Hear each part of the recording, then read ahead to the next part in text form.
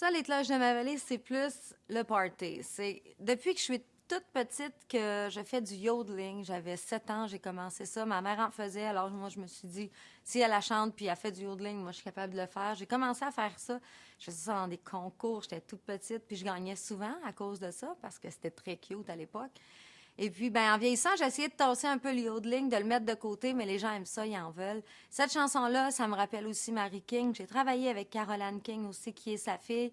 Alors, tout ça, pour moi, c'est vraiment un lien mère-fille, party, il faut s'amuser. Et même en répétition, tu fais un yodeling, puis ça fait sourire tout le monde. On dirait que ça met tout le monde de bonne humeur dans la place.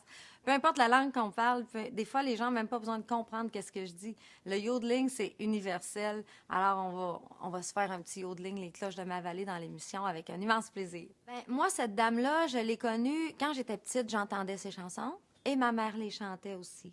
En vieillissant, j'ai chanté avec sa fille et aussi avec elle. On a fait des spectacles ensemble, première partie de Kenny Rogers et des choses comme ça avec elle. Et c'est spécial parce que moi, ce que je me souvenais d'elle, c'est les grosses pochettes de 33 tours. C'est ce que j'ai dans ma tête de Mary King. Et là, je l'avais avec moi en show. Puis c'était un peu comme si elle faisait presque partie de ma famille parce que je l'ai tout le temps vue. Alors, je chantais à côté d'elle, je la voyais faire, puis plein d'années d'expérience. Elle sait quoi faire avec les gens. Elle sait comment les embarquer. Quand tu regardes ça, tu te mets de côté puis tu dis, bon, regarde ça.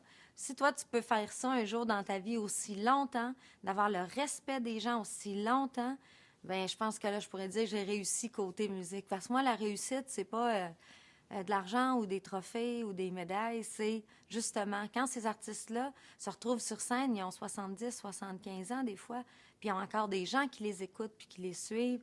Ça, pour moi, c'est une réussite. Si j'arrive à faire ce que Mary King a fait dans sa vie, à chanter toute ma vie, parce que j'ai le goût de chanter, ben je serai une des plus chanceuses sur la Terre.